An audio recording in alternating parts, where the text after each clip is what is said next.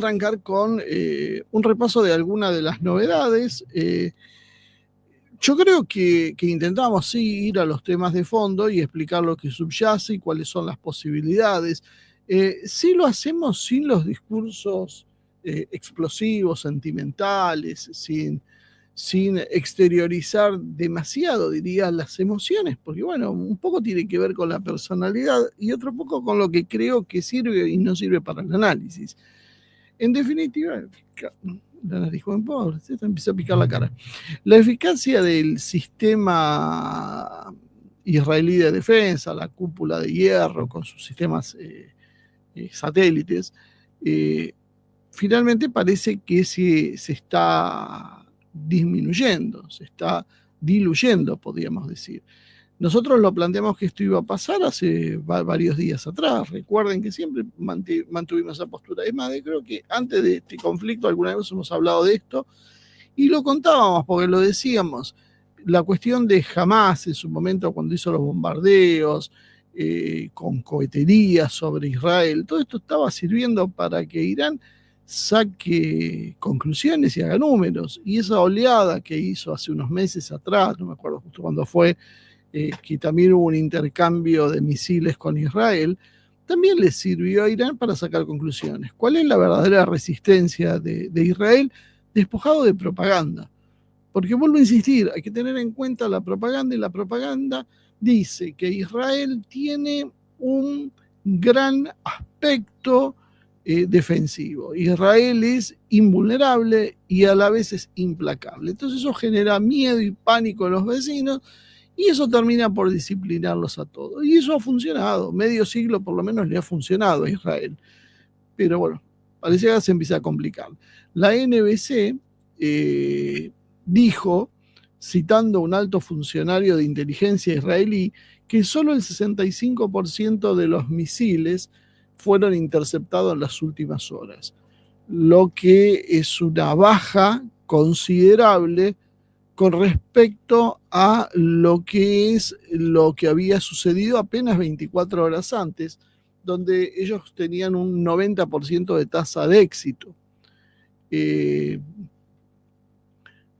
Esto ellos lo atribuyen al uso por parte de Irán de misiles más sofisticados, que tienen otras velocidades, tienen otros sistemas de evasión y que dificultan la respuesta conjunta de los sistemas defensivos. En Haifa se vio un ataque iraní y la defensa israelí interceptó apenas el 60% de los misiles, lo corroboró de alguna manera Al Jazeera. Entonces, bueno, ¿qué primera conclusión sacamos de esto? Evidentemente hay un problema, empezó a bajar finalmente la eficiencia. Acuérdense, Netanyahu dijo 2 semanas que le iba a llevar. Nosotros venimos anticipando que las capacidades defensivas a este ritmo para Israel son de aproximadamente un par de semanas. Después de eso van a estar en serios problemas si no tienen urgente apoyo estadounidense. Irán tiene misiles de todo tipo. Tiene misiles viejos, hace 20 años más que se está preparando para esta situación. Ha venido almacenando miles de misiles. Hay muchísima controversia, desde los que dicen que tienen 2.000 misiles a los que dicen que tienen 100.000. Yo creo que lo razonable es pensar en los 20.000 que más o menos en algún momento se barajó. Pero claro, esto no significa que ahora se estén construyendo más y que estén entrando misiles de otros lados a Irán, lo cual genera entonces un reabastecimiento que estira esas capacidades. Irán tiene misiles muy modernos, que es lo que dice este oficial de inteligencia, pero ha usado seguramente una táctica de disparar misiles más viejos, más rudimentarios, que son más fácilmente derribados, porque el objetivo era que Israel gaste interceptores, mínimamente 2 por cada misil. O sea, cada misil que va a disparar Irán va a significar por lo menos 2 misiles mucho más caros, interceptores que tiene Israel, que tiene que importar. Entonces, esta es la clave de la estrategia de enfrentamiento. Y ahora lo empiezan a reconocer. El oficial israelí aseguró que antes tenían, que esto sucede en realidad, porque antes tenían una advertencia de 10 a 11 minutos desde que detectaban el lanzamiento, y ahora, con los últimos ataques, eso se redujo a entre 6 y 7 minutos antes de la caída del misil. ¿Por qué? Porque son misiles más rápidos. Entonces ahí hay un problema. Y además, algo que no mencionó es que Israel empieza a racionar ya sus misiles, porque no está pudiendo enfrentar a la ola de misiles y saben que si siguen tratando de garantizar mayor éxito, significa disparar más misiles, más rápidamente se van a quedar, y una vez que se queden sin misiles, el tema va a ser muy complicado, porque van a quedar sin un paraguas defensivo ante las fuerzas iraníes. En realidad, esto tiene un cronograma que podemos repasar de alguna manera. Estados Unidos entra en guerra con Irán del lado de Israel. Eso podía ser la gota que finalmente rebase el vaso en favor del Estado de Israel. Eso es lo que mucha gente cree. Bueno, va a terminar entrando Estados Unidos, va a terminar Trump, y eso vuelca la guerra a favor de Israel. ¿Es posible? Es posible que entre, es posible que no entre, es posible que vuelque la guerra, pero puede que tampoco la cosa sea tan así. Y que esa gente que se viste sin uniformes de combate y que en sandalias les complicó la vida en Afganistán, puede llegar a complicarles de vuelta. Claro, eso es apenas una parte. Esa gente es, ¿cómo podemos decir? Las últimas defensas en calidad. Irán tiene un ejército de primera línea y es otra historia. Entonces, si esos semisalvajes en sandalias en las montañas pudieron hacer tanta resistencia, ¿qué esperar de un ejército moderno como el iraní? Al observar básicamente cómo actuó la Fuerza Aérea israelí en las primeras zonas de combate, prácticamente sin obstáculos sobre los cielos de iraní, porque hicieron una operación de sorpresa, mientras estaban negociando, golpearon desde adentro, golpearon con drones, golpearon con ciberataques, golpearon con traidores, una conjunción de hechos que bajó considerablemente la resistencia de las capacidades antiaéreas iraníes y permitió que la Fuerza Aérea israelí se enseñoreaba sobre los cielos, por lo menos en algún sector de Irán, no en todo Irán. La propaganda finalmente se encargó de hacer el resto. Ya todo está definido, Israel otra vez va a ser victorioso, pero para sorpresa de algunos, o para sorpresa yo diría de la mayoría, los persas empezaron a agruparse nuevamente y empezaron a responder con oleadas tras oleadas de misiles a las posiciones israelíes. Día tras día el sistema de defensa israelí se empezó a degradar y los sistemas antimisiles fueron golpeados, inclusive con ataques combinados de misiles y drones, y eso es lo que se empezó a traducir en esa falta de eficiencia que decíamos al principio. Una semana después del ataque se hizo evidente, una semana más o menos es lo que hace que empezó esta guerra, se hizo evidente que Israel ya no tiene forma de cumplir su objetivo inicial, por lo menos en soledad, excepto para los fanáticos que abundan. La realidad es que los objetivos que plantea Israel, por lo menos abiertamente, son destruir el programa iraní. Y eso está en una profundidad de más de 90 metros de roca sólida, reforzados con sistemas de todo tipo para defenderlos, lo cual significa que básicamente sin bombarderos estratégicos pesados, Israel no podría atacar esos sistemas. Esos bombarderos los tiene exclusivamente Estados Unidos. Bueno, Rusia también los tiene, ¿no? O China, pero estamos hablando de esto. El este de Irán, una de las particularidades, está fuera del alcance de las operaciones israelíes, dada la distancia y las dificultades para llegar, y eso le permite también operar con cierta comodidad a las fuerzas de Teherán. Esto lo venimos desarrollando en las últimas 48 horas, con más detalles. Si tienen dudas de cómo, pueden ver los programas anteriores, ahí están las explicaciones más largas de por qué afirmo lo que afirmo. Pero hoy tenemos que entender que para Tel Aviv la cosa empieza a complicarse, ¿no? Y que tiene una carrera contra el reloj y necesita, para poder sobrevivir y destruir a Irán, que es su verdadero objetivo, sumar a Estados Unidos, ¿no? De lo contrario, la cosa se va a complicar en mucho y está el temor de que Irán desarrolle finalmente un arma nuclear. Ahora vamos a ver en detalle dónde está parado Irán y si puede o no desarrollar, y en definitiva si le sirve, ¿no? Pero déjeme primero hacerle todo este preámbulo para entender la conciencia situacional. Yo no quiero ser a veces aburrido como planteo las cosas, pero la verdad es que si uno quiere no hablar en falso, quiere pisar firme sobre lo que va diciendo, necesita dar una serie de explicaciones que pueden ser un poco tediosas, pero son necesarias para entender el porqué de las cosas y por qué las cosas son como las estamos planteando y no como las plantean otros. Eso es determinante, que se fundamente en argumentos sólidos y explicaciones concretas. No basta con decir yo odio al Estado genocida de Israel, porque eso no aporta absolutamente nada, solo genera confusión y solo sirve para que el enemigo en realidad pueda hacer propaganda diciendo, ven, son todos una manga de fanáticos que se puede hablar con esta gente. O sea, aún derrotados no lo entienden y siguen gritando.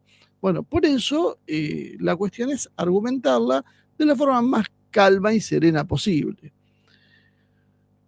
Estas son las razones por qué Donald Trump, que ha sido sindicado como tal vez el presidente más pro-sionista de la historia de Estados Unidos, por lo menos que abiertamente se manifiesta así, aunque yo siempre le he marcado las dudas sobre muchas de las cuestiones que pasaron en Medio Oriente, que la prensa en conjunto presentó de otra manera, pero que desde mi punto de vista no son tan así.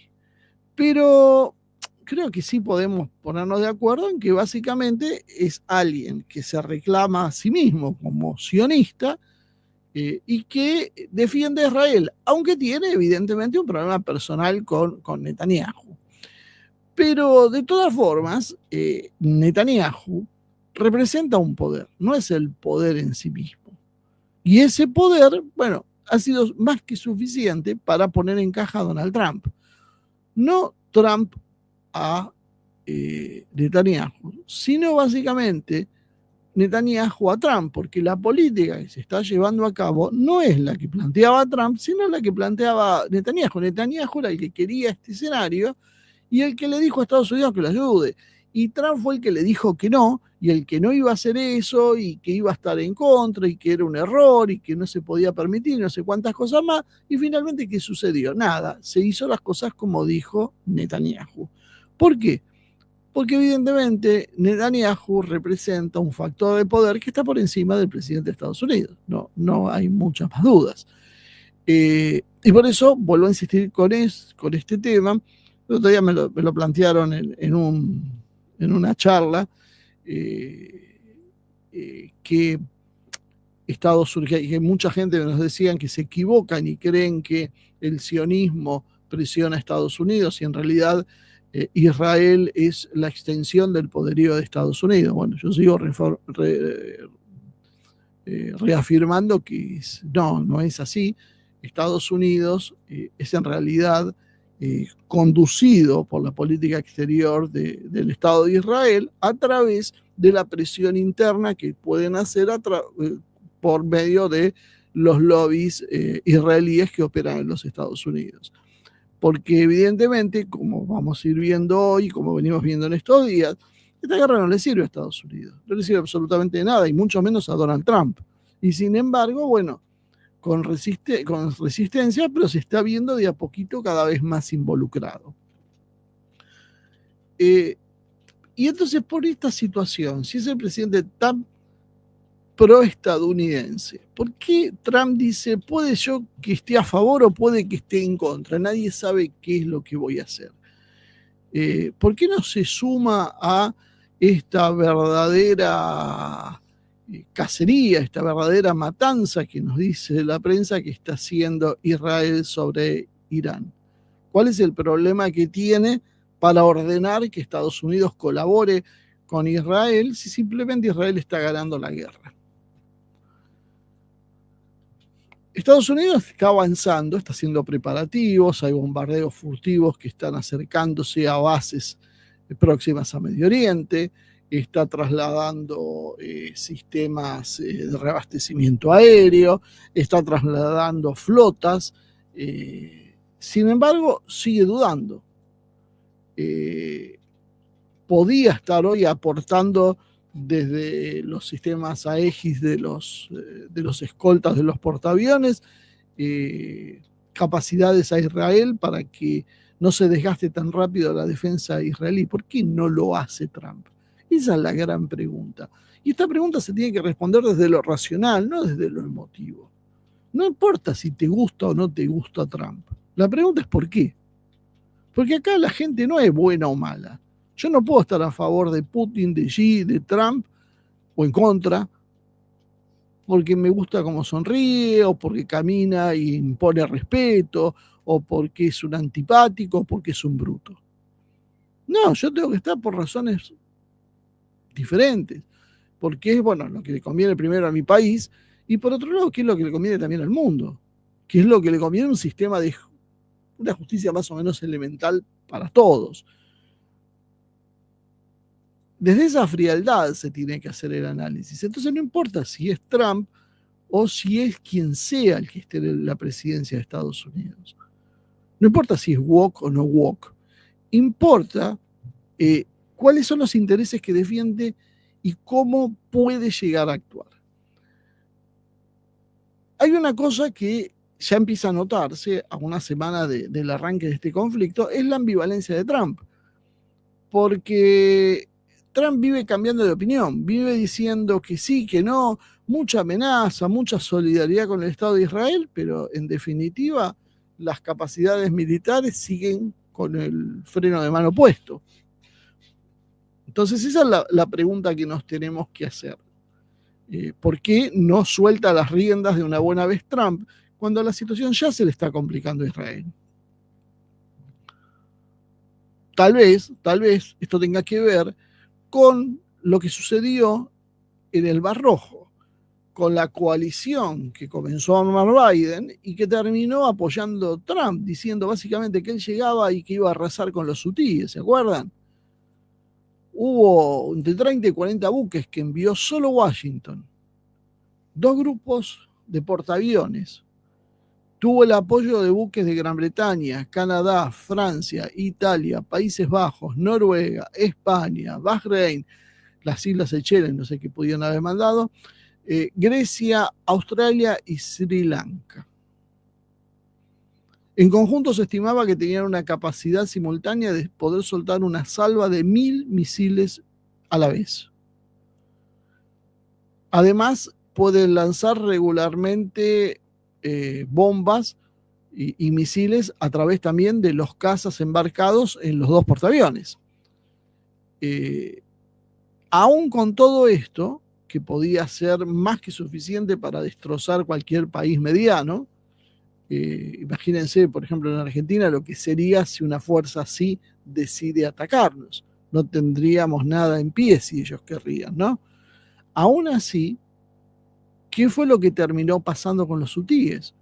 Los hutíes se defendieron, primero todo el mundo pensaba que tenía apenas una cohetería barata.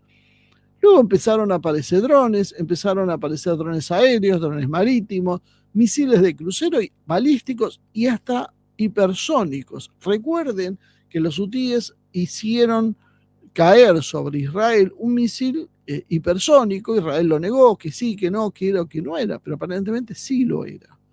¿De dónde sacaron los hutíes eso? Bueno, no son los hutíes en realidad, es el movimiento o sea, son los hutíes, pero es el movimiento Ansarolá, que es apenas una parte de Yemen. Se calcula que derribaron más de 20 MQ-9 Reapers estadounidenses, que a la broma a Trump le salió más de 100.000 millones de dólares. Y así todo, ¿qué pudo hacer Trump? Declarar su victoria y hacer un acuerdo con los hutíes, porque no le quedó otra donde Estados Unidos no ataca a los hutíes no atacan a Estados Unidos en el futuro. Eso fue todo lo que pudo conseguir con todo lo que hizo. ¿Qué es lo que estaba enfrentando? Estaba enfrentando básicamente una guerrilla de tipos en sandalias, como dicen. ¿Y qué es lo que terminó sucediendo? No pudieron vencerlos. No vamos a discutir, no tiene importancia si fueron derrotados o no fueron derrotados. La realidad es que se tuvieron que ir por donde volvieron sin conseguir derrocar al gobierno de Ansarolá.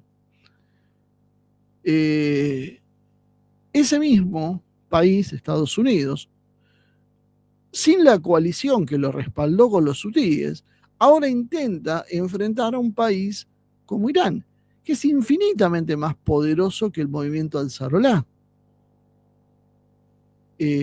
Parecería básicamente una locura, y esto es lo que probablemente hace que Trump, con sus asesores, duden. Nos vamos a meter aquí. Fíjense que ya finalmente empezó a trascender a la prensa. ¿Vamos a poder destruir o no el programa nuclear iraní? Porque finalmente, ¿con qué? Ayer hicimos un análisis bastante más largo sobre las capacidades y sobre las bombas antibúnker que puede usar Estados Unidos. Y en definitiva, ninguna bomba antibúnker puede perforar esos refugios donde están enterrados tras, como decíamos, más de 90 metros de roca las instalaciones. No solo eso, yo he visto algunos comentarios que marcan que, bueno, Estados Unidos estaría dispuesto a dar un salto y usar armas tácticas. No, las armas tácticas no le pueden resolver este problema a Estados Unidos. No es un tema moral ni que esté bien o que esté mal, es que simplemente no están diseñadas para eso. No van a poder llegar a donde necesitan llegar. Y lo van a meter, bueno, en un grave problema internacional. Trump ha recibido un informe del director de la CIA, John Ratcliffe, donde dice que la CIA está convencida de que Irán está buscando desarrollar armas nucleares. Por otro lado, esto se enfrenta a la posición de Tulsi Gabbard, que Tulsi Gabbard es la directora nacional de inteligencia, o sea, la que controla todas las agencias, podríamos decir, internas. La CIA está por debajo de la autoridad de Tulsi Gabbard. Tulsi Gabbard es una política. Y Tulsi Gabbard estuvo este año, en marzo, en el Congreso, diciendo que Irán no tiene armas nucleares. Y ese consenso, esa conclusión, salía de las bases de precisamente analistas de la CIA y de otras agencias como la NSA, el Departamento de Inteligencia e Investigación del Estado y la Agencia Nacional de Inteligencia Geoespacial.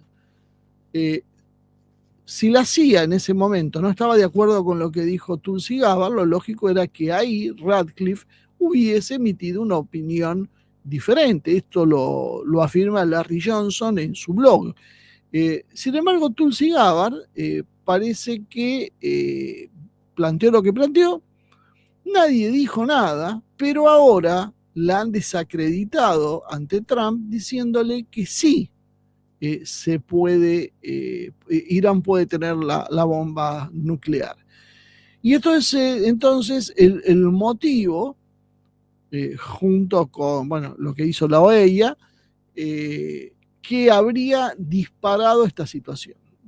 Desde mi punto de vista, Israel no reacciona por estos informes. Estos informes son una cobertura para las acciones que Israel iba a tomar. La decisión estaba tomada previamente. Israel quiere destruir a Irán. Punto. Busca una excusa. ¿Cuál es? Las armas nucleares. ¿Por qué lo quiere hacer? Porque es la gran amenaza que tiene en la región. Los otros países musulmanes de la región los tiene de una u otra forma controlados, o sea, militarmente, o por presiones diplomáticas, o por sobornos, o por lo que sea, pero más o menos los tiene controlados. No así a Irán.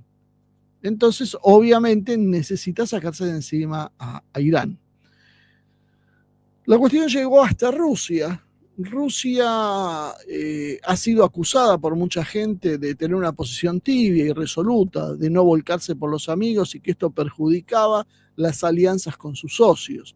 Lo mismo le cabe a China. Apareció Vladimir Putin y respondió en una conferencia el miércoles y dijo que Rusia en realidad había ofrecido a Irán un pacto de defensa militar, pero que fue Irán el que no lo aceptó. Según Alistair Crook, el presidente Pezeshkian, el presidente de Irán, tenía la esperanza de que podía mejorar las relaciones con Occidente y creía que ese acuerdo generaría cierto antagonismo con Washington, por lo tanto era mejor no firmar el acuerdo con Rusia. Yo les recuerdo que Irán ya cometió este error anteriormente con Obama, cuando creyó que podía negociar con Obama y de alguna manera se distanció de Rusia, con quien tenía inclusive diferencias en la política de Medio Oriente, dado que Irán no ve con buenos ojos la injerencia de Rusia en Medio Oriente porque eso lo considera como un área de su interés.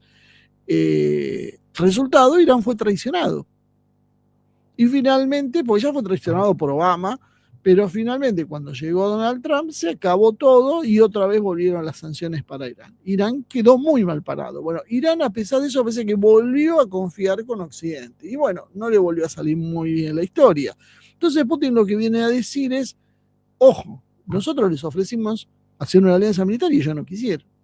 Ahora, bueno, nosotros estamos dispuestos a ayudar a Irán, siguió Putin. Pero lo que hasta el momento, Irán no ha hecho ningún pedido de ayuda a Rusia. Por lo menos esto es lo que se dice, creo que Rusia sale a lavar su imagen. Lo que me parece importante ver en esta historia es si realmente hay una alianza y de qué tipo. Evidentemente no hay una alianza militar en los BRICS, eso es clarísimo. De hecho, hay posiciones a veces contrapuestas. Por ejemplo, yo no escucho la voz de Brasil con respecto al tema de Israel. No veo una actitud protagónica sobre lo que está pasando de condena hacia Israel. Más bien, nadie quiere meterse en el tema. La India tiene una posición neutral. China es tal vez el más activo con respecto hasta esto, aunque los medios están tratando de no mostrarlo.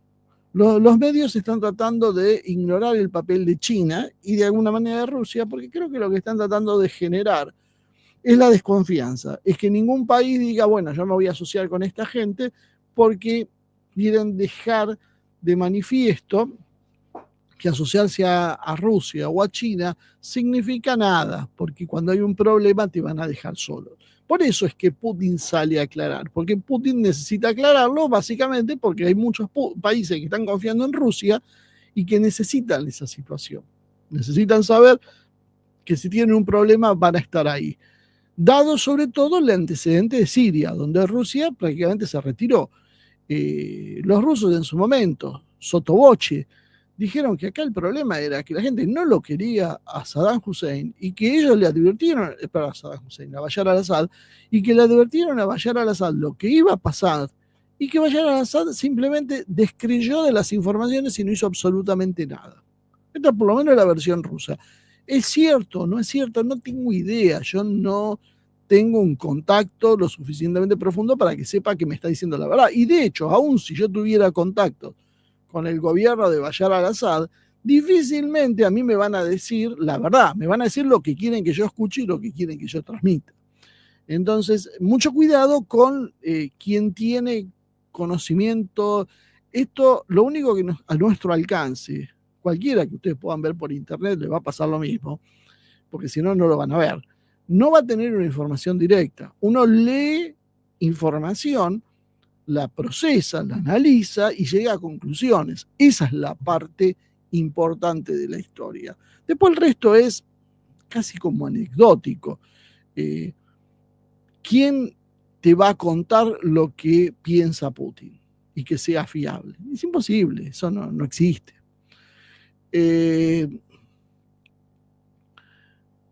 Resultó ahora que China y Rusia sí hablaron el jueves sobre la situación de Irán y condenaron las acciones de Israel.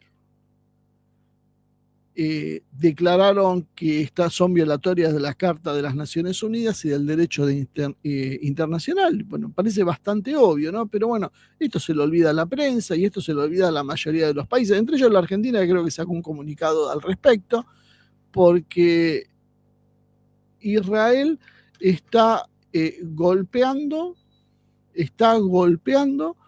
un país vecino por una presunción que tiene Israel. Bueno, eso no es la forma de actuar, pero mucha gente lo justifica eso, no, porque Israel tiene derecho, Israel se está protegiendo. Bueno, si es así, cada país puede atacar al vecino cuando se le ocurra. Bueno, creo que tendríamos un mundo bastante más complicado si todos usarían la lógica israelí, ¿no? Xi Jinping dijo que los países principales, básicamente apuntando a Estados Unidos, no están intensificando la presión diplomática para la desescalada, buscando un alto al fuego inmediato y garantizando la evacuación de civiles. O sea, los está instando a los estadounidenses a, en vez de echar leña al fuego, a presionar a Israel para que baje la intensidad. Y Ushakov, el asesor de Putin, dijo que van a mantener un estrecho contacto, Xi Jinping y Vladimir Putin, para evaluar y monitorear cómo va saliendo la situación. ¿Qué es esto? Bueno, yo creo que esto es la advertencia de Estados Unidos de que Rusia y China no se van a quedar con los brazos cruzados. ¿Esto significa que vamos a ver tropas rusas y chinas combatiendo en Irán? No, probablemente no. Sí que van a actuar. ¿Cómo se actúa? Primero, cobertura diplomática, impidiendo que haya más sanciones para Irán. Abriéndole las puertas comerciales, facilitándole más materiales de uso dual o de uso militar, sosteniéndolo económicamente, dado que Israel está atacando los centros energéticos, que eso sí ahí está haciendo daño a Israel. La producción de petróleo y gas de Irán es la que está golpeando a Israel con la idea de asfixiarlo económicamente a Irán. Pero no es el objetivo declarado de Israel, por supuesto, pero sí eso es un objetivo real. Y con datos de inteligencia. Una de las versiones que en algún momento circuló es que también Irán está mejorando su eficiencia en los ataques y en la selección de blancos, es porque China está colaborando con sus satélites. ¿Podemos saberlo eso o no? No sé, sería algo más o menos parecido a lo que está haciendo Estados Unidos con Ucrania, o lo que ha hecho Estados Unidos mucho tiempo con Ucrania, donde el guiado de los misiles responde a las capacidades de Estados Unidos. Por otro lado, un alto funcionario de defensa ruso, parece que llegó a Teherán, fuentes anónimas lo confirman, no identifican nada más que esto, y se reunió con Pezeshkian, el presidente iraní, y con los altos mandos iraníes. Nadie sabe qué discutieron, pero evidentemente la llegada de un alto mando de defensa ruso a Irán en estas circunstancias conduce precisamente a la idea de, bueno, vamos a tratar de ver en qué podemos ayudar. Me parece que más allá de la descarga pública de Putin, algo está pasando. China, ¿se acuerdan que había mandado 3 aviones? Bueno, parece que hay otra acción más de China que es importante, ¿no? China envió, un segundito, China envió 2 buques de vigilancia electrónica, el 815A y el 855 del Ejército Popular de Liberación, al Golfo Pérsico. El 815A puede rastrear aviones y misiles y guiar misiles, realizando además análisis de inteligencia e interferencia electromagnética. Básicamente lo que estaba diciendo anteriormente, dar información de inteligencia de la cual seguramente Irán carece o necesita, y que le va a permitir mejorar sus defensas y potenciar sus capacidades de ataque. Estados Unidos en el 2003 acusaron a Saddam Hussein en desarrollar armas químicas. Todos los recordamos ese hecho. No encontraron absolutamente nada, pero el país lo destrozaron. Según el diario británico The Guardian, las acusaciones actuales contra Irán se basan en información que no ha sido confirmada por la OIE. El director general del organismo, la Organización Internacional de Energía Atómica, Rafael Grossi, argentino, declaró a la BBC que Irán había almacenado uranio enriquecido al 60% y después se cayó y se hizo el tonto, pero más adelante terminó diciendo que no había prueba de que habían excedido su programa armamentístico, y advirtió sobre conclusiones precipitadas. Tarde de piaste, decían en mi país, Rafael Grossi, o sea, el lío ya se armó.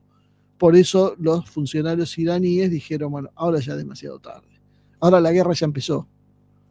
Haber cuidado las palabras antes. ¿Qué hizo Grossi? Grossi hizo un gesto que le debe haber pedido a Israel para que Israel se sienta dueño de hacer esta operación, para justificarla. Y la pregunta que deberíamos hacerlo, que es la que en esta vorágine de cosas nadie se está haciendo, pero que es clave, es si es cierto que Irán quiere o no quiere la bomba nuclear, porque Irán se cansa de decir que no tienen un programa de desarrollo nuclear, que no lo quieren. Que no, y hay una fatua de la Ayatollah Khomeini, que dice que ellos no van a usar esa estrategia porque es una estrategia de producción de armas de un uso indiscriminado. Irán no las quiere porque las armas de destrucción masiva las considera como un acto inhumano. Toda la guerra me van a decir es inhumana. Bueno, sí, pero esta particularmente inhumana porque en la guerra se supone que uno ataca a otro ejército. Entonces hay una confrontación con un enemigo que es responsable también de lo que está pasando. Si uno utiliza un arma nuclear, la explosión nuclear mata a mucha gente que es civil y que no tiene ninguna participación en el conflicto. Entonces esas son las razones por las cuales Irán no quiere usar las armas nucleares. Ahora, ¿qué pasaría si Irán realmente fuera un país nuclear? Porque eso es lo que nos están diciendo, ¿no? La comunidad internacional, es decir, Estados Unidos y sus aliados, todos al servicio de Israel, están absolutamente preocupados porque Irán se convierta en un estado nuclear o en el umbral nuclear. ¿Por qué digo en el umbral nuclear? Porque en realidad esto significa que Irán no tiene la bomba, pero está a punto de tenerla. ¿Está a punto de tenerla Irán? Bueno, esto es uno de los grandes interrogantes. ¿A qué distancia está? Y también vamos a ver si realmente le sirve. Primero, hay que hacer una distinción entre las bombas nucleares, lo que se conoce como la bomba atómica, de fisión y de fusión. Las de fisión son bombas de uranio y las de fusión son de plutonio.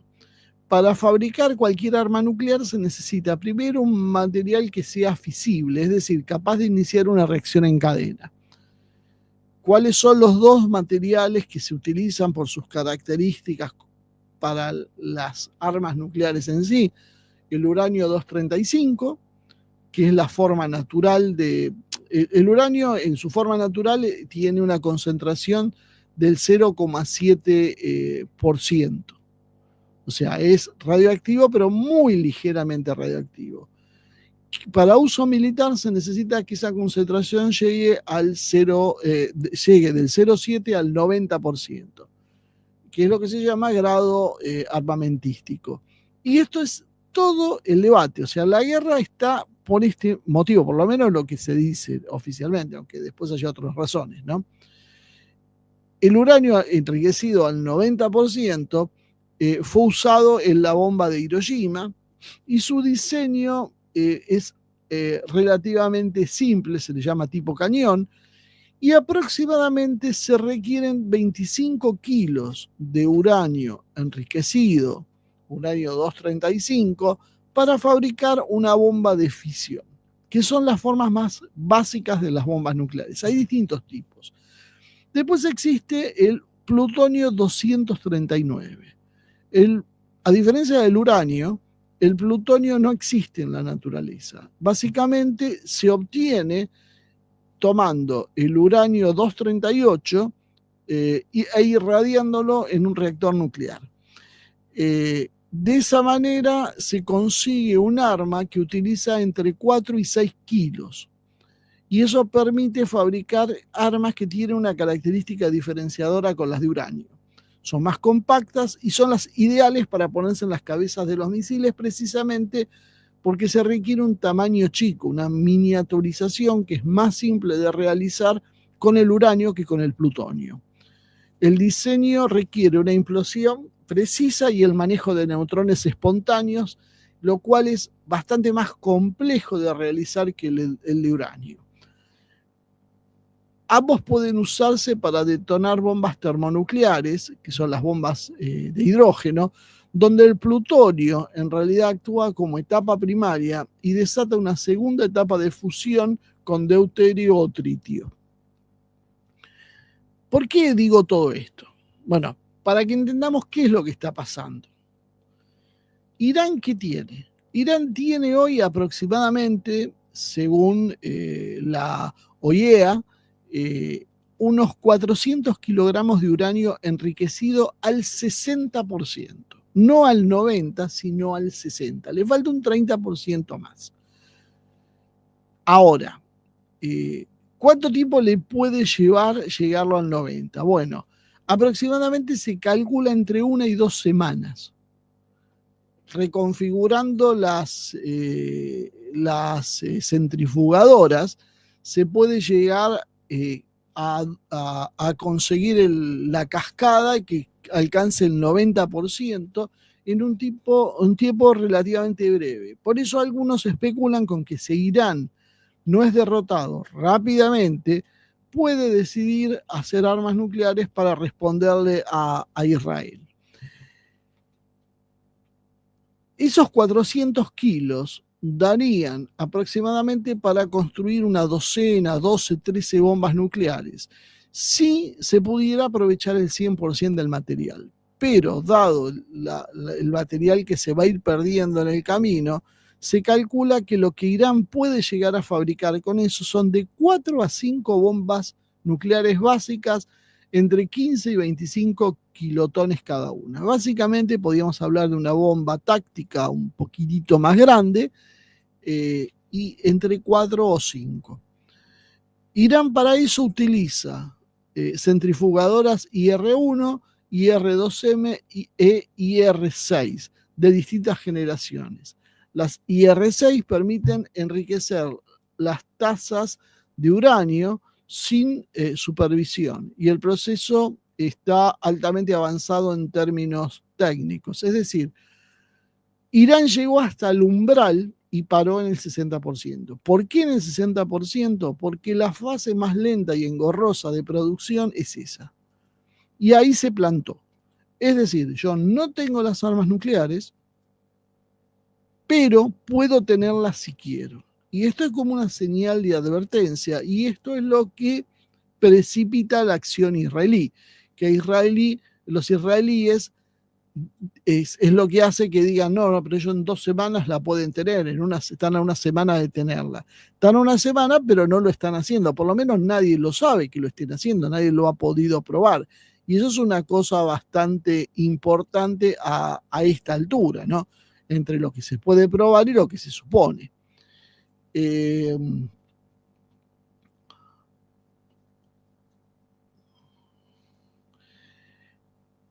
la idea de utilizar bombas de uranio tenían las limitaciones que habíamos visto, ¿no? Y se le suman a eso que Irán, hasta ahora que se conozca, no ha realizado ninguna prueba con armas nucleares. Ha habido al principio de la guerra un estallido que algunos especularon con que podía ser, pero en definitiva no hay nada certero. No tiene diseños conocidos, al menos, siempre hablamos de lo conocido, de cabezas nucleares miniaturizadas. ¿Por qué miniaturizadas? Porque uno puede desarrollar una bomba nuclear del tamaño de un edificio. Ahora, ¿cómo la pone arriba de un misil? No se puede. Entonces se tiene que miniaturizar y eso es otra tecnología que es necesario desarrollar y que, bueno, los grandes países sí dominan. No hay evidencias de bombas nucleares montadas en misiles y en el mejor de los casos, Irán en este momento tiene la posición de tener lo que se llama una bomba en el estante, es decir, tiene la capacidad potencial de desarrollarla, pero no está desplegada. Pero es importante señalar la diferencia con el plutonio, que ya explicamos más o menos qué era, y que Irán nos muestra que ha construido un reactor, el IR-40 Arak, que originariamente podía producir plutonio de grado militar, pero tras los acuerdos que hizo en el 2015, en su momento con Obama, este reactor fue modificado para que sea imposible que genere plutonio útil para armas. O sea, voluntariamente, Irán decidió no producir plutonio que podía usarse para armar un arma nuclear. Para poder obtener plutonio, entonces, Irán necesita reactivar ese reactor en su diseño original, operarlo varios meses para poder irradiar el combustible y construir una planta de reprocesamiento para separar el plutonio del combustible irradiado. Por lo tanto, haciendo un cronograma, reactivar el reactor siempre que no tenga daños y demás, cosa que es probable que no sea así, y en tiempos de paz, le llevaría entre 6 y 12 meses. La producción del combustible irradiado entre 3 y 4 meses, la construcción de la planta de reprocesamiento entre 1 y 2 años, y la fabricación de armas, de un arma, llevaría entre otros 6 y 12 meses más. Tiempo total entre 1 año y medio y 4 años si no hay interrupciones. No solo Irán tiene que tener las armas nucleares, o sea, tiene que tener el plutonio o el uranio, tiene que tener además toda una serie de complejos con explosivos convencionales y básicamente sistema de detonación y todo lo que conlleva la construcción en sí de la bomba nuclear. Y eso también requiere un desarrollo particular de otro año, año y medio, 2 años. Uno puede decir, bueno, pero eso lo puede tener hecho. Sí, puede ser que ya lo haya hecho y lo tenga en prevención. Tiene toda el arma diseñada y las piezas. Falta el material fisible, falta el uranio. Bueno, eso puede llegar a ser. Por ahora no hay ninguna prueba que además haya hecho eso. Así que fíjense lo complejo. No es solo tener uranio enriquecido, es tener uranio enriquecido, tener los portadores, tener la capacidad de miniaturizarla, tener los componentes de la bomba. Todo eso le llevaría demasiado tiempo a Irán para usarlo en este momento. Y la otra pregunta es básicamente, ¿qué ganaría si Irán pudiera tener plutonio? Porque en realidad, para el uso que necesitaría Irán en los misiles, por ejemplo, Shahab-3 o Khorramshahr, que son los misiles que podían utilizar para atacar a atacar para golpear a Israel, necesita las armas miniaturizadas y básicamente con plutonio, que no tiene. ¿Por qué? Porque tiene mayor eficiencia, cada arma de estas requiere menos material, por lo tanto es más fácil colocarla en un misil y aumenta el alcance, es más difícil de detectar, es más fácil de ocultar y de transportar, porque no sirve de nada un arma nuclear si yo no tengo el vehículo de entrega, es decir, si yo no tengo la forma de hacerlo explotar sobre el blanco que yo quiero. Yo tengo la bomba nuclear, la tengo en mi casa y ¿para qué me sirve? Tengo que tener un misil, tengo que tener un avión que porte una bomba y que pueda tener la capacidad de llegar hasta el punto que yo quiero. O sea, hay una serie de procesos que parecen fáciles, pero no lo son. No lo son, hasta tal punto que el propio Israel ni siquiera tiene, por ejemplo, aviones estratégicos, como estábamos hablando. Tiene aviones que pueden portar armas nucleares, pero de pequeñas dimensiones, pero no lo mismo que los bombarderos estratégicos que pueden dar un salto de calidad en sus armas.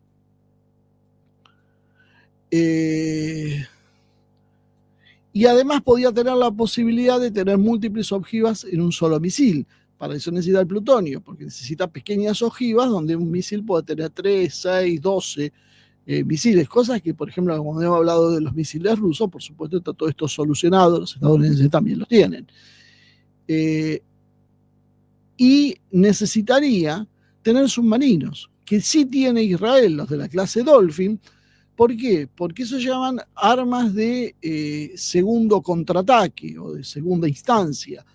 Eso significa que si vos atacaste y te atacan y estás en una guerra, el submarino puede realizar en forma independiente esas operaciones. Pero Irán no cuenta con ese tipo de submarinos, que además normalmente son de despegue, los misiles de despegue vertical y en profundidad, y esos son los últimos que ha modificado Israel para poder lanzar desde las profundidades con tubos verticales, dado que tenía unos que eran de un lanzamiento convencional, nada más, pero ahora ya tiene de los otros también. Todo esto gracias a las gentilezas de Alemania, que ha sido la proveedora de esos submarinos, que además se los vendió, yo no recuerdo si se los vendió a precio muy por debajo del costo o les regaló, o fue una cosa combinada, les regaló algunos y los otros se los vendió a un precio irrisorio. Pero digo, acá hay varios que tienen responsabilidad, ¿no? Porque con la historia, fíjense, la historia del Holocausto y todo eso, la culpabilidad de Alemania hace que Alemania sobreactúe y le entregue estos sistemas que son absolutamente determinantes y peligrosos. Esos submarinos en manos de Israel, que tiene armas nucleares, ¿qué hizo Israel? Modificó los submarinos para que puedan ser portadores de vehículos nucleares. Pavada de problema. Ahora, ¿por qué? Porque vos podés atacar los hilos en tierra y los bombarderos estratégicos en sus bases, e inclusive derribarlos con cierta facilidad. Es mucho más difícil golpear al submarino si no lo enganchás en el puerto. Si el submarino se hizo a la mar y está en las profundidades del océano, como seguramente ahora están los submarinos israelíes, no tenés forma de localizarlo, es casi imposible. Para Irán seguro que es imposible localizarlo. Y esos submarinos pueden ser portadores de un par de decenas de misiles con cabezas nucleares, con cabezas de plutonio, obviamente. O sea, básicamente el tema de tener plutonio a Irán le abriría esas posibilidades, pero Irán está a mucho tiempo y lo que tiene es uranio y en un estado que todavía no le sirve, lo cual básicamente relativiza muchísimo la amenaza que esgrime Israel. Israel, para comparar con lo que es Irán, tiene un arsenal de armas no declarado oficialmente, pero confirmado por inclusive un técnico israelí que se fugó al exterior y fue el que confirmó la existencia de ese programa nuclear con más de 100 armas nucleares, Banunu creo que se llamaba, y que explicó todo cómo funcionaba el sistema israelí porque él había trabajado en eso, ¿no? Israel tiene el reactor de Dimona, que no sé hoy cuál es el estado en que está, porque Irán lo ha atacado, pero no sé hasta qué punto, que está operativo en el desierto del Negev desde los años 60. Y en ese reactor produce plutonio 239 desde hace décadas. tiene capacidad de reprocesamiento y diseño avanzada de armas. Tiene además mínimamente entre 80 y 90 armas, algunos dicen que muchos más, y es posible, la mayoría son armas entre 15 y 200 kilotones, pero hay sospechas de que pudo haber desarrollado armas termonucleares de 1 megatón. Tiene misiles Jericó 3 con alcance de 6.500 kilómetros y submarinos con carga nuclear clase Dolphin, ¿no? Tiene la capacidad, obviamente, de miniaturizar las cabezas nucleares, tiene programas de plutonio de uso militar, pero lo curioso es que no tiene ninguna sanción ni presión internacional. Y uno se preguntará por qué. Bueno, la explicación oficial es porque el problema es que Irán se suscribió al Tratado de No Proliferación Nuclear, cosa que, por ejemplo, Argentina ha hecho y que todos estúpidamente hemos aplaudido, y Brasil también hizo la misma estupidez que nosotros, por la presión internacional, porque sean buena gente y firmen el tratado. Te decían los que están llenos de armas nucleares. Vos vas, firmás eso y después te dicen que vos violás el tratado. Y ahí vinieron toda la catarata de sanciones contra Irán. Como Israel jamás firmó el tratado ese, jamás confirmó la existencia o no de armas, jamás autorizó una inspección de armas, ni jamás se la pide nadie, Israel está fuera del alcance de las sanciones. Es decir, podés sancionar a Irán, porque Irán tuvo la idea de decir, bueno, vamos a suscribir esto, e hipotéticamente puede ser que haya utilizado esto para desarrollar un arma, mientras que Israel, que sí lo ha hecho, y lo ha hecho todo en las sombras, con el apoyo del programa estadounidense, pero también francés y también británico, ahí nadie ha dicho nada. Ahí está todo bien y ahí no pasa nada y nadie presiona a Israel. Bueno, esto es lo que de alguna manera colma el vaso de Irán, porque Irán dice entonces, ok, yo salgo del Tratado de No Proliferación Nuclear y ya está. No, vos ya estás sancionado. Ahora, Corea del Norte y Pakistán y la India actuaron por la suya, desarrollaron las armas nucleares y una vez que hicieron una prueba fehaciente de que tiene un arma nuclear, o sea, que explotó un arma y la mostraron operativa, silencio de radio, ya nadie más se mete, porque es un país que accedió a capacidades nucleares. Bueno, este es el estado de las cosas, este es el orden que nos dicen que también tenemos que mantenerlo. Pero bueno, algunas cosas sí, necesitamos una salida a esto, pero ordenada, porque bueno, las armas están y las van a usar. Y entonces, ¿por qué tanta preocupación con Irán? Porque en definitiva estamos viendo que está penando para tener 5 armas nucleares en el mejor de los casos y de las más básicas, si las consigue desarrollar y si tiene la voluntad de desarrollarlas, mientras que Israel tiene por lo menos un centenar y sin embargo no pasa absolutamente nada. Bueno, alguna de las observaciones que se puede hacer a esto es que Israel es un país muy pequeño, a diferencia de Irán, que es un país grande.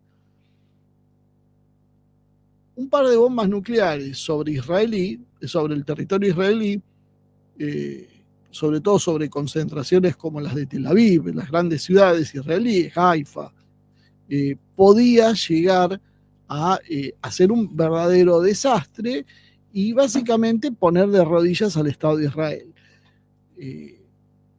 1 o 2 bombas sobre Irán no alcanzarían. Claro, Israel tiene un centenar, pero esa parte se omite. Después, porque los líderes iraníes han llamado a la destrucción del Estado de Israel. Bueno, han llamado a la destrucción del Estado de Israel porque desde el Estado de Israel se intenta destruir Irán.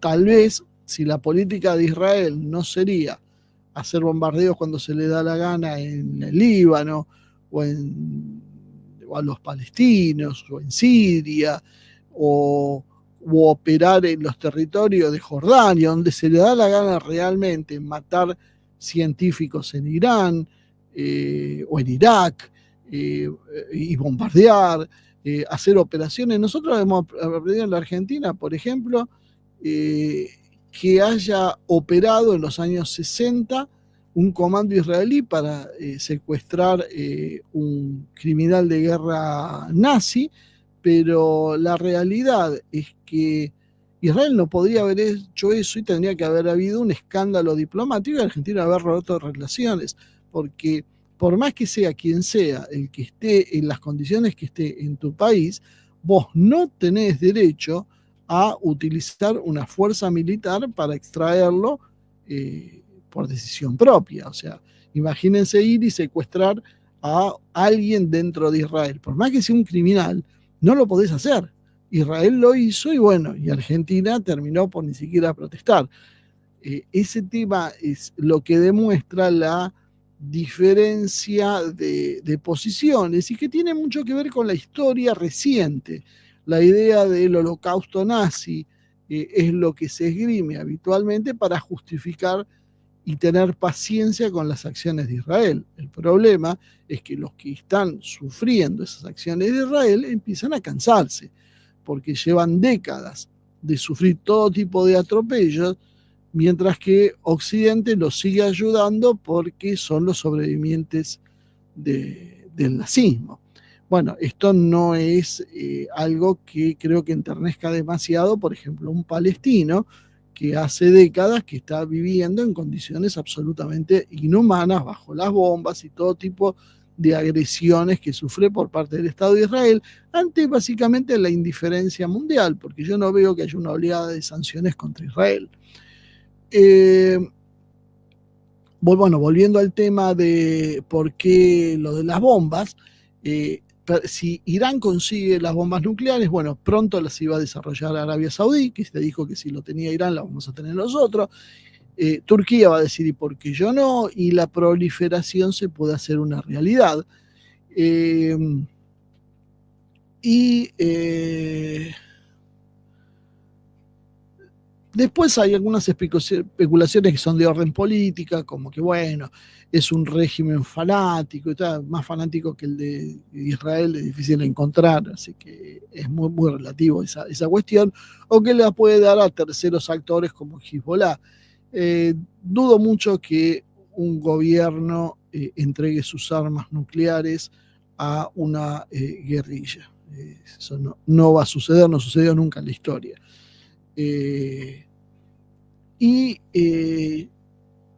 vale la pena, además, es otra cosa que tenemos que preguntarle, tanto esfuerzo para Irán, porque esto significa poder desarrollar las armas nucleares, gastar miles de millones de dólares en infraestructura, hacer frente a sanciones que son devastadoras para la economía, perder socios comerciales, sufrir aislamiento político, verse bajo el riesgo de un ataque preventivo y tener todo tipo de descontentos sociales impulsados desde el exterior.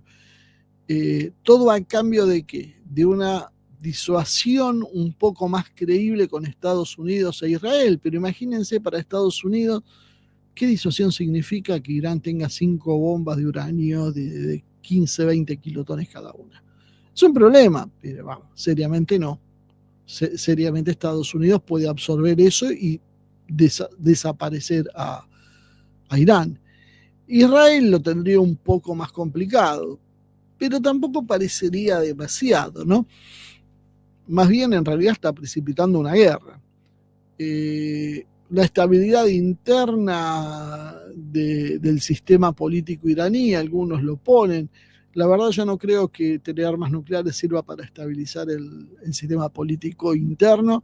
La Unión Soviética se desintegró con miles de armas nucleares. Pakistán es otro ejemplo de golpes de Estado y qué sé yo, y tiene armas nucleares. O sea, las armas nucleares no te sirven para un problema interno. Por eso se desarticuló la Unión Soviética y vos podés derrotar a una potencia nuclear con una insurrección interna. Es mucho más difícil derrotarla en un ataque abierto porque van a usar las armas nucleares. Y las armas nucleares no te sirven para atacar a tu propio pueblo. Eso es ridículo. Le daría un poco más de estatus tal vez ante el mundo suní y mayor influencia obviamente en la constitución de tratados y pactos futuros. Eso de alguna manera lo podíamos llegar a entender. La realidad es que Irán no tiene la capacidad para tener armas nucleares, por lo menos de alta complejidad y eficiencia. Tiene una capacidad técnica preparada para construir armas nucleares en pocas semanas, si tiene desarrollado, lo que nadie sabe, todo el sistema del arma en sí. Puede buscar cierta disuasión con el misterio alrededor de si lo tiene o no lo tiene, pero no parecería que permita mucha presión geopolítica, más bien la está sufriendo Irán. Quizá el punto más favorable, y creo que es el que tiene Irán, es mantenerse cerca de la posibilidad de desarrollarla como una amenaza, pero no cruzar el umbral. Y creo que eso es lo que ha hecho Irán. Se llegó hasta, podríamos decir, cerca, como dicen, ven, si quiero puedo, así que bueno, déjenme en paz. Creo que es eso lo que ha hecho Irán hasta ahora.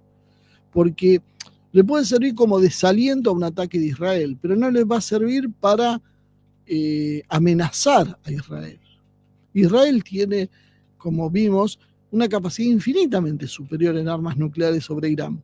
Y que Irán les arroje un arma nuclear solo significa que Irán va a desaparecer debajo de 100 armas nucleares que va a desarrollar, que va a tirar Israel. Entonces, por ahí, tal vez es más inteligente la estrategia que utilizaron. Tener una enorme fuerza de misiles y drones que pueda llegar a destruir Israel de la misma manera, pero sin el condimento de uso de armas nucleares, de manera de poner una barrera para la hostilidad de terceros países que se puedan sumar, montar sobre esta situación y decir, bueno, nosotros vamos a ir por este país porque es un país demencial con armas nucleares. Yo creo que ese es el punto máximo que podía tener en esta historia, ¿no? ¿Aumentaría esto finalmente, y ya con esto terminamos, el poder de Irán militar? Básicamente no. Irán con 5 armas nucleares, que es lo máximo que puede desarrollar, porque si no sería un programa de una década, inversiones multimillonarias y que lo dejen hacer, no tendría demasiadas ventajas en el orden militar. Porque hoy puede desafiar mejor a Israel sin las armas nucleares que con las armas nucleares. Es curioso, porque normalmente no es así esto, pero dado las características del enemigo y la situación geopolítica, parecería como que tener armas nucleares lo expone demasiado, mientras que no tenerlas le permite poder llegar a destruir a un enemigo que es más pequeño sin ese uso de las armas nucleares. La verdad no sabemos si finalmente Irán va a poder y va a querer desarrollar o no las armas nucleares. Pero bueno, creo que reflexionemos sobre eso que hemos visto hoy. ¿Tiene sentido para Irán? O sea, Irán realmente, ¿para qué quería las armas nucleares? ¿Qué le cambiaba en la relación sin el ataque de Israel, estoy hablando, antes del ataque? ¿Qué le cambiaba tener armas nucleares? El poder de disuasión. El poder de disuasión lo tiene con los misiles. Si Irán tenía 5 armas nucleares, lo único que iba a hacer con que pueda probar que existe una es recibir una andanada de armas nucleares de Israel que está viendo la oportunidad para hacerlo. Bueno, yo creo que esto de alguna manera desnuda cuál es el corazón del problema. El problema no son las armas nucleares de Irán, el problema es Irán mismo. Es la insubordinación de un país de Medio Oriente con un orden establecido que lo tiene a Israel como el gran beneficiario y por lo tanto esa amenaza, ese país insubordinado debe ser destruido.